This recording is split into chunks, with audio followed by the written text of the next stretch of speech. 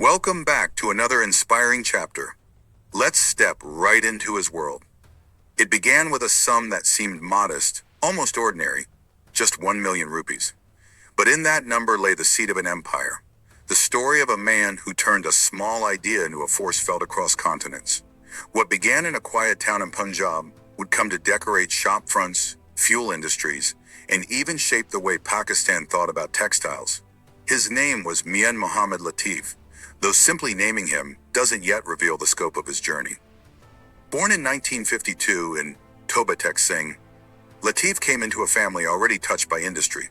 His father, Haji Muhammad Salim, was a respected cotton ginner and businessman. From him, Latif inherited more than just financial support.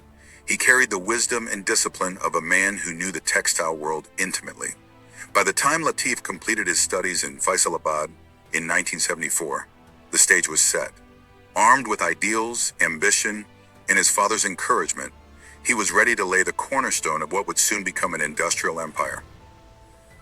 What he created first was small, a textile processing unit. It was here with a modest team and basic machinery that Latif took his first real steps into a world that was poised for enormous change.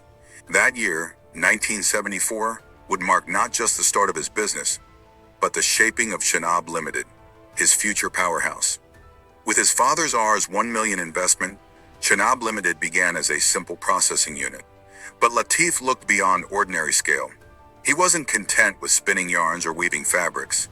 He envisioned a vertically integrated textile group, one that would handle everything, from cotton yarn to weaving, from dyeing to the finishing of ready goods.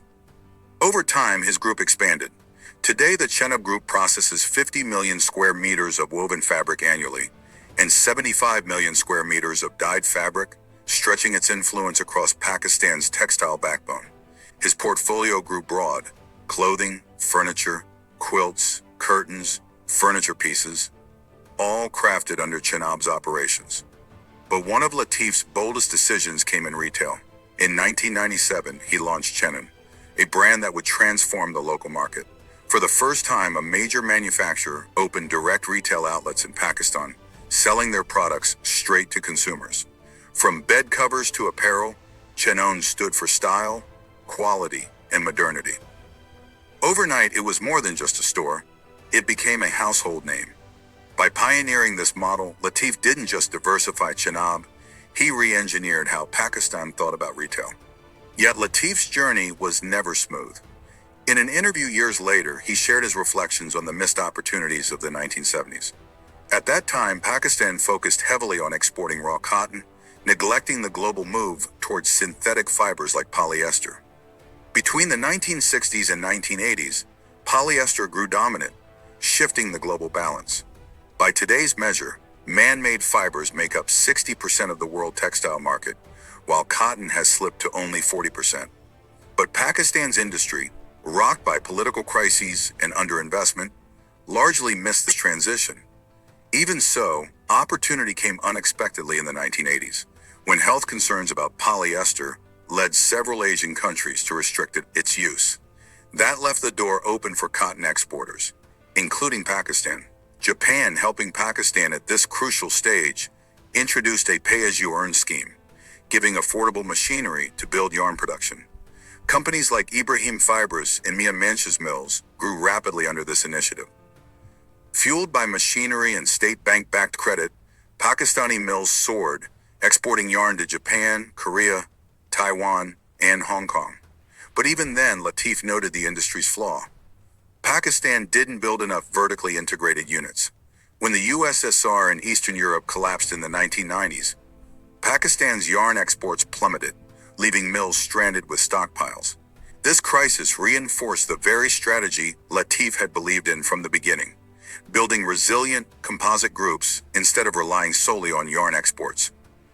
Despite challenges, Latif's Chenab Group expanded far beyond Pakistan's borders. His global sales network reached every continent, delivering Pakistani craftsmanship worldwide. To him, textiles were not just products, they were ambassadors of innovation and resilience. When Chenab outlets flourished domestically, they also started gaining international recognition. Customers abroad trusted the brand for stylish, high-quality goods, helping Pakistan's name resonate positively in regions far from Faisalabad or Lahore. His contributions did not go unnoticed. On March 23, 2004, President Pervez Musharraf honored Mian Muhammad Latif with the Tamga-e-Imtiaz, recognizing his pivotal role in Pakistan's industrial growth. Earlier still, he was repeatedly awarded Businessman of the Year Gold Medal by FPCCI from 1998 to 2002. Few others in the business community could boast such consecutive acclaim. Success in Pakistan rarely stands apart from politics, and Latif's journey was no exception. His close ties with prominent figures like Benazir Bhutto, Pervez Musharraf, Shaukat Aziz, and Yusuf Raza Gilani strengthened his influence. While his factories spun and stitched, his allies occupied seats of governance, a network binding Pakistan's economic and political machinery together.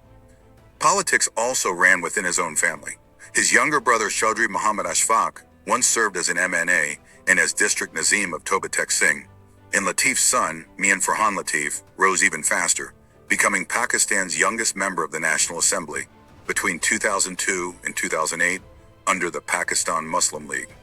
Through these extensions of influence, Mian Muhammad Latif's presence was felt not just in boardrooms, but also in the corridors of power.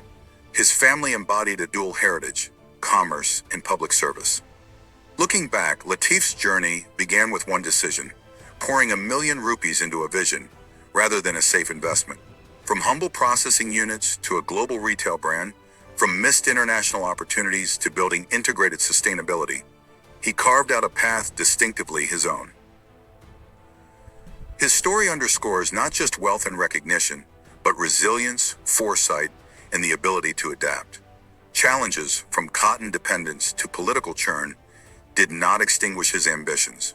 They redirected them. He created an empire not only capable of producing massive volumes, but also adept at reshaping Pakistan's perception of itself in the global economy.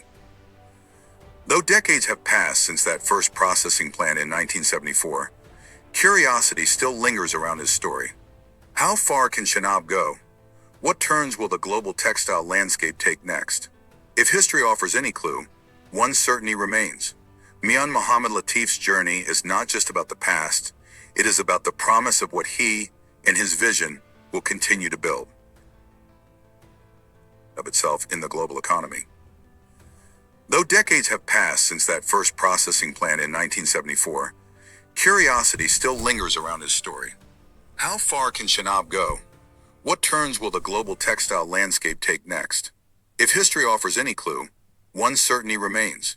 Mian Muhammad Latif's journey is not just about the past, it is about the promise of what he and his vision will continue to build.